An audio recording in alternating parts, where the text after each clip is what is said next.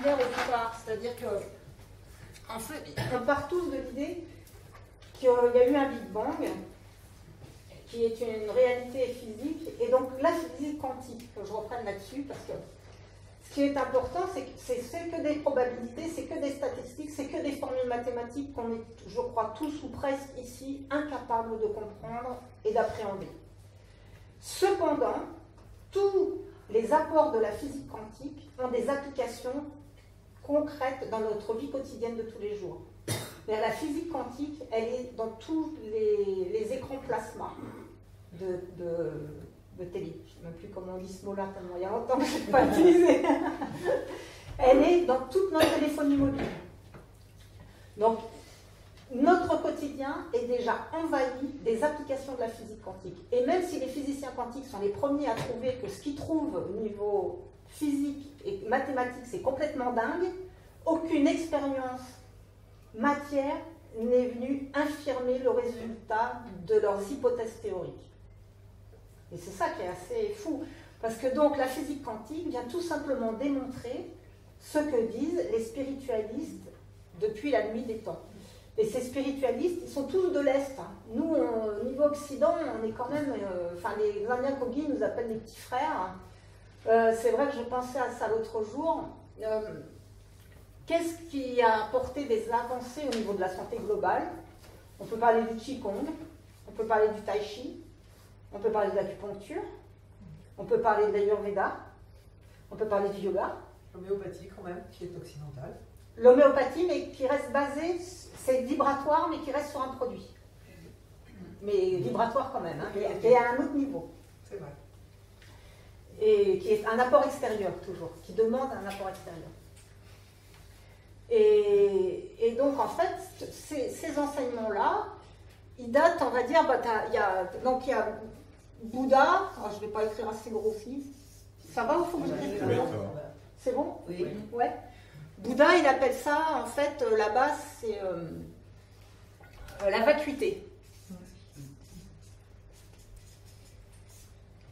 Tout ça, c'est T0, c'est-à-dire l'origine du temps. L'origine du temps, mais on verra plus tard que le temps n'existe pas, mais on va dire l'origine de la manifestation, du pouvoir manifesté. Donc, l'Inde, enfin une partie de l'Inde, c'est l'Advaita, qui est la voie de la non-dualité. Le physicien quantique, lui, il appelle ça le champ de toutes les potentialités, de toutes les possibilités même.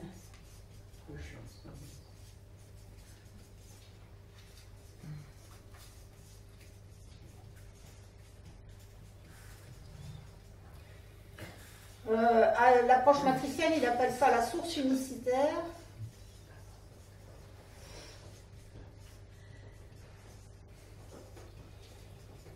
Ça, je veux dire, AM, c'est approche matricielle. Les physiciens quantiques, enfin, physicien quantique et l'approche, les deux, là, c'est un peu un mélange des deux, c'est T0 égale information infinie.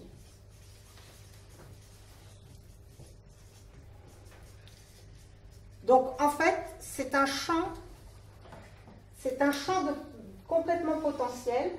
C'est le vide qui est rempli d'informations, mais cette information, elle n'est pas matérialisable, elle est dans l'infiniment bref.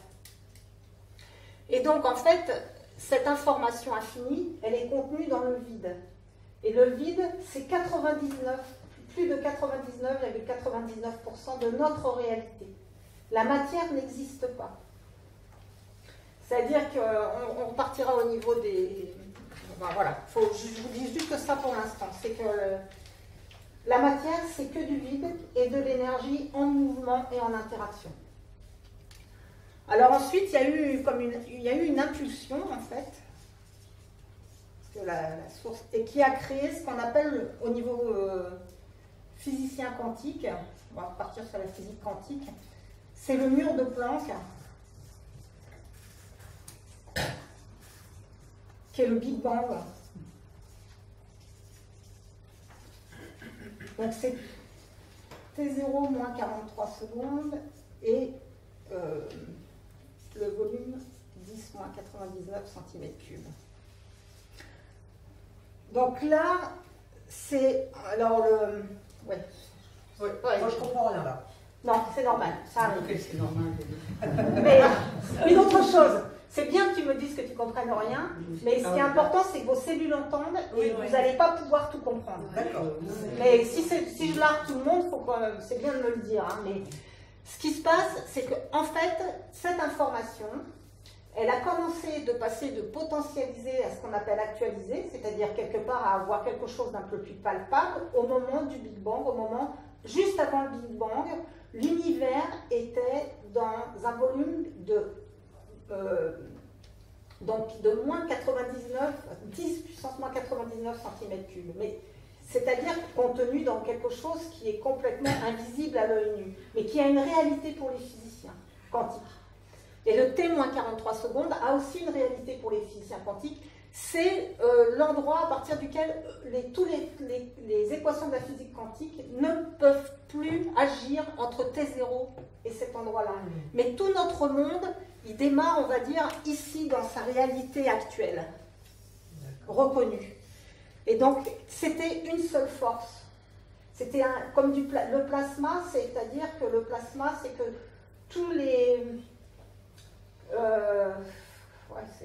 on va dire comme de l'eau, mais à une échelle énergétique. C'est-à-dire que c'est toutes des molécules, enfin, on ne peut pas parler de molécules. Donc, des impulsions d'information, mais qui sont logées de manière régulière dans tout l'espace, et qui sont toutes identiques. Et c'est à partir de cet espace tout identique, contenu dans un tout petit, qu'ensuite, ça s'est développé, la manifestation a pu se mettre en place. Et donc ça s'appelle la matrice, j'aime bien ce mot-là, la matrice universelle impersonnelle. Ça, c'est le lama Darjeeling Rinpoche qui appelle ça comme ça.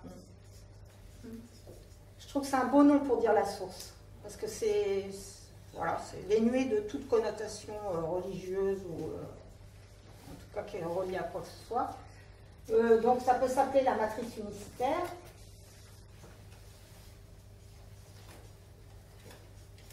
Et donc les physiciens, eux, ils appellent ça le mur de Planck. Donc il faut imaginer comme un ensemble de vide contenu dans un tout petit espace et qui va d'un seul coup se développer complètement. Donc au départ, ici, en fait, il n'y a que de l'information. C'est vraiment de l'information infinie. Et quand le Big Bang se met en place,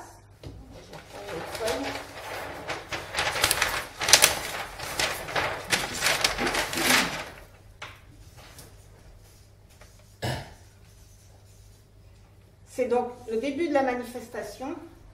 Et donc, il y a de l'énergie qui arrive. C'est l'énergie qui se met en place. Et de l'information.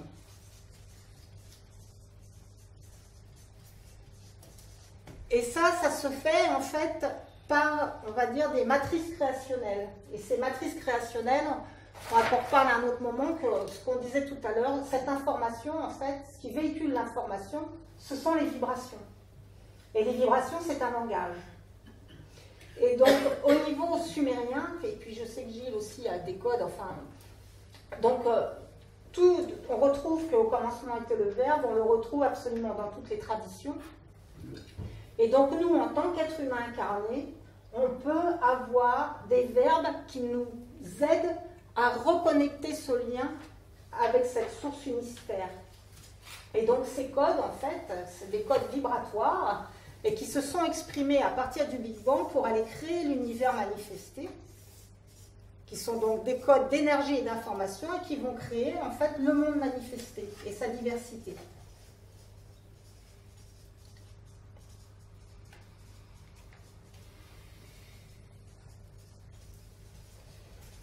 Et donc, on peut agir sur nos matières incarnées, soit en s'intéressant au monde manifesté et sa diversité, c'est toute la base de la médecine actuelle, enfin de notre vie actuelle, à tout niveau. Soit on peut commencer à s'y intéresser au niveau, je dirais, des matrices, de l'énergie-information et aussi de la médecine énergétique, soit on peut avoir vraiment conscience qu'on est issu d'une source unique, individuelle, complètement ce champ de tous les possibles. Et quand on a le code pour entrer en contact avec le champ de tous les possibles, et qu'on appelle dans notre matière, je dirais, le subtil, et on va dire le plus haut sur le plan, on va dire des feuilles, parce qu'il n'y a pas de haut et de bas, mais on va dire l'impulsion primordiale qui existe dans le vide contenu dans nos matières, on a accès à ce champ d'infini possibilités qui peut s'incarner. Et là, ça devient super joyeux puis rigolo, quoi. Et sauf qu'on a perdu le fil, quoi. Et c'est pour ça que c'est important d'avoir un tout petit peu connaissance du modèle, quoi. C'est de se dire qu'on est en fait en permanence connecté à un champ d'infinies possibilités, que ce champ il est dans le vide contenu dans plus de 99,99% de notre matière, et qu'on ne nous a jamais appris à nous intéresser à ce vide, mais plutôt à 0,1% qui a l'air incarné et qui a l'air solide. Et qu'il n'y a pas de différence, en fait, au niveau de la matière, entre le crayon, mon corps et la plante, en fait. Il n'y en a pas. C'est la formation. Voilà, la formation est la même et qu'il n'y a pas de différence non plus dans ce vide entre l'intérieur et l'extérieur. Donc, pour continuer un peu au niveau juste théorique, pour vous situer un peu les échelles aussi.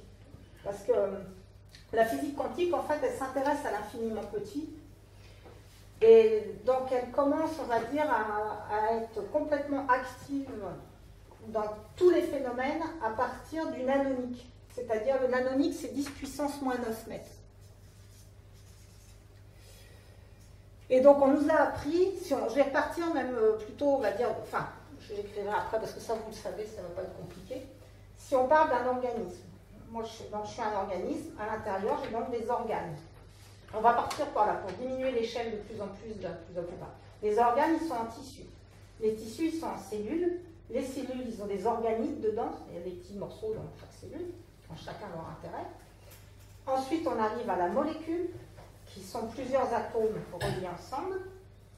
Ensuite, on arrive à l'atome. Et c'est là où après, souvent, on ne sait plus. On ne nous a pas trop expliqué après. Donc les molécules, les atomes, qu'on nous a représentés comme ça. Je ne sais pas si ça vous rappelle quelque chose.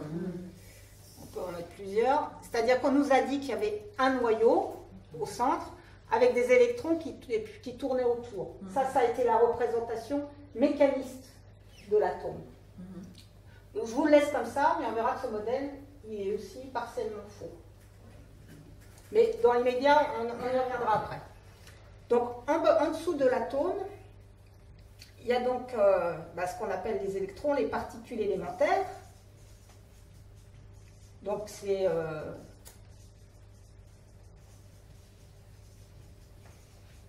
qu'on peut encore nommer, je dirais, de manière matérielle, plus ou moins en disant un noyau, les électrons, c'est ça, les particules élémentaires. Mais après, on ne s'arrête pas là. C'est-à-dire qu'il y a des trucs, ça s'appelle les fermions et les bosons. Je vous donne ce nom parce qu'on entend parler du boson de Higgs en ce moment, c'est pas mal. Alors en fait, les fermions, c'est des forces qui permettent au noyau de rester ensemble. Parce que, je suis obligée de le dire tout de suite en fait. C'est-à-dire que ça, c'est pas vrai que c'est une réalité matérielle. C'est à nouveau que de l'information et du vide et des éléments qui tourbillonnent.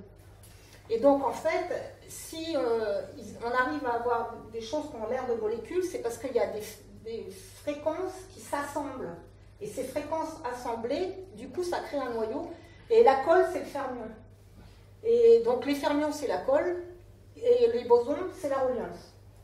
Donc, le boson de Higgs, ils disent, c'est la molécule. Enfin, ils disent que ça peut être, je ne sais plus comment ils appellent ça, mais la découverte de l'énergie de Dieu. Enfin, c'est l'information de Dieu parce que ils découvrent en fait que c'est vraiment cette information omnipotente, omniprésente, etc., etc. Donc c'est parce que c'est des noms, et ça c'est des quarks en fait. Donc je vous donne ça parce que, j'espère que vous allez me dire si ça vous ennuie, mais je trouve qu'on entend tellement parler de ça que c'est bien, je peux vous faire un résumé en 10 minutes où moi j'ai mis plusieurs semaines à comprendre. Et ensuite il y a donc les cordes, dont on entend parler aussi. Et les cordes, c'est donc le plus petit élément qui jusque-là a été théorisé dans l'univers, qui n'a jamais été observé, mais que rien ne vient infirmer. C'est-à-dire qu'en fait, ils disent que dans l'univers, eh ben, il n'y a qu'une seule, enfin même qu'une corde, peut-être même en boucle, mais en tout cas, c'est un seul élément identique et qui va vibrer de manière différente, et en fonction de sa vibration, elle va, on va dire, remonter pour se conglomérer en fermions, bosons, etc., en particules élémentaires, pour créer la matière visible. Mais que toute la matière visible, elle est créée à partir d'une source unique, d'une fréquence qui est à une échelle inconcevable pour un humain. La source qui est là. Donc en fait, l'approche matricielle, tout ce que fait Gilles aussi, on va dire, ça agit sur les corps.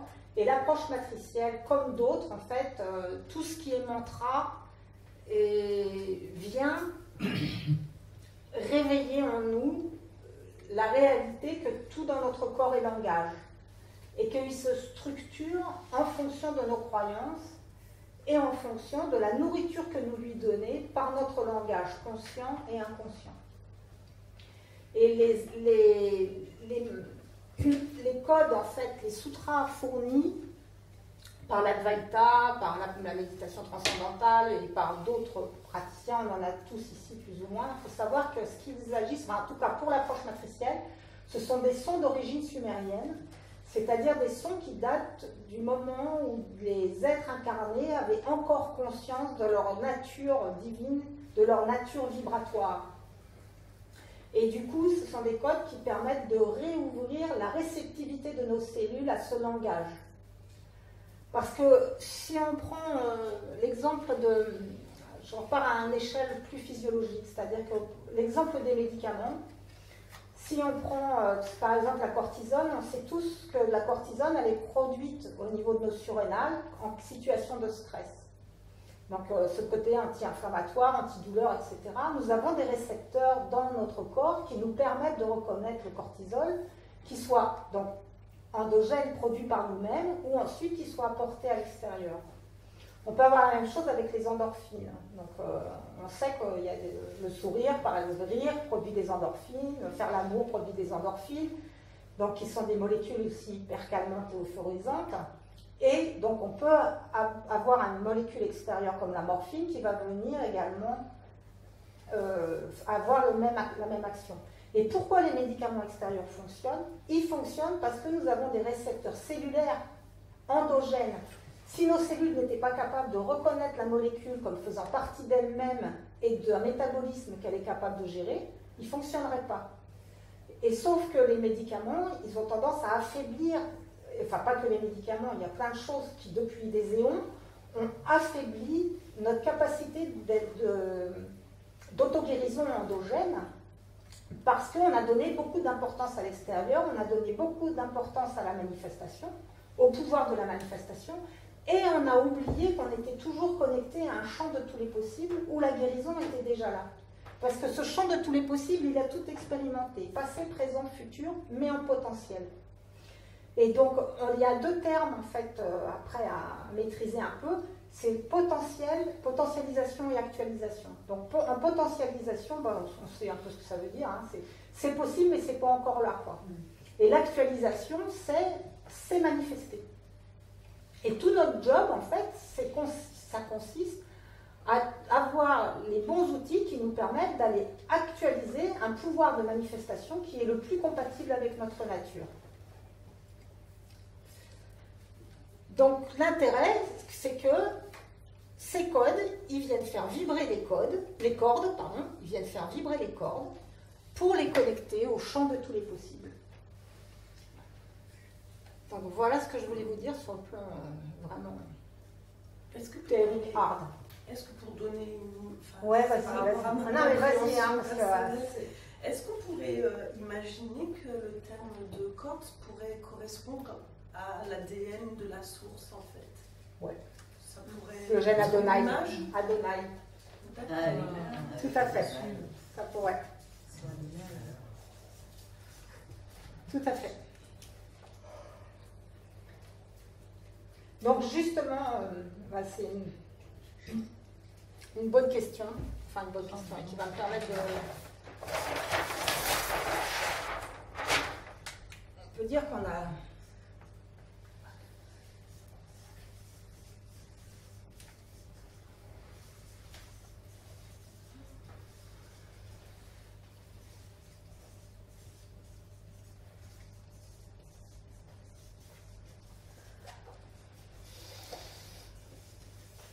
Pour reprendre justement ta question, ça m'amène à vous parler donc que tout est trilogique en fait. C'est-à-dire qu'il y a donc T0, le champ d'infini potentialité, information infinie, la source, vraiment la source où il y a les cordes là. Ensuite, il y a la matrice qui est juste au moment de l'univers de Planck, avant le Big Bang, et qui commence à avoir, enfin juste après, on va dire qu'il commence à avoir un peu d'énergie, et à la fin, la manifestation. Enfin, à la fin, c'est pas le terme, puisque tout est dans l'instantané, en fait. Le temps, il n'existe, c'est uniquement le temps que met notre conscience à comprendre un phénomène. C'est-à-dire qu'en fait, je vois le soleil, par exemple, si je regarde le soleil, il faut 8 minutes pour que je sois capable, avec ma rétine, de voir la lumière qui a été émise par le soleil. 8 minutes pour que la lumière du soleil, elle arrive jusqu'à la Terre. Donc quand je regarde le soleil, je regarde du passé. Parce que ma conscience d'humain, elle a besoin de ce temps-là pour être capable de voir cette distance par rapport au soleil. Donc le temps, c'est une notion qui est créée par le mental humain. Mais ce n'est pas une notion de la physique quantique. Donc tout se passe en fait dans l'instantanéité. Et donc dans cette instantanéité, on va voir que tout est trilogique. Donc dans le langage matriciel, la source, il l'appelle le vibrationnel. Ce qu'on dit, les cordes, hein, c'est très bien, moi je trouve ça parfait, quoi. Après, quand on commence à avoir de l'énergie, c'est le vibratoire, donc les ondes.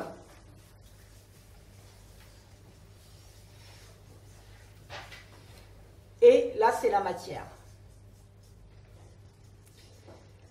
Et donc, on arrive dans un truc encore un peu plus large, c'est-à-dire qu'en fait, chaque élément de la matière, il vibre dans ces 3 états en même temps.